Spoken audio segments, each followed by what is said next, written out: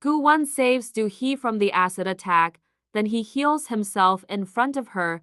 Do Hee is shocked and asks him who he is. He tells her that he is a demon. Later, they go to police station to report the attack. After that, Do Hee suggests him to be her bodyguard because he also needs her to use his powers and she needs protection. But Koo Won is not ready to be a bodyguard. Do Hee watches on the news that the person who called her saying he has some information about the company dies mysteriously. Then she calls Madame Ju and tells what he told her. Then Madame Ju tells her not to worry about this. Later, Koo Won's hand is burning because he didn't made any deals with humans, so he goes to Do Hee and accepts to be her bodyguard. Then he takes her to the hospital where the sick child's mother is crying. Koo Won tells her she can make a deal with him to let her child live happily. She agrees to go to hell for 10 years for her child.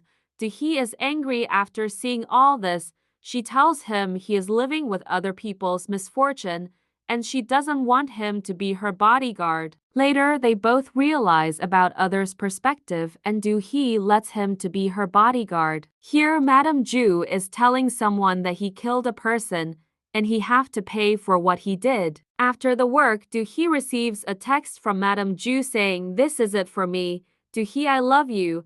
Then Do Hee and Koo Won go to see Madame Ju, but she is already dead.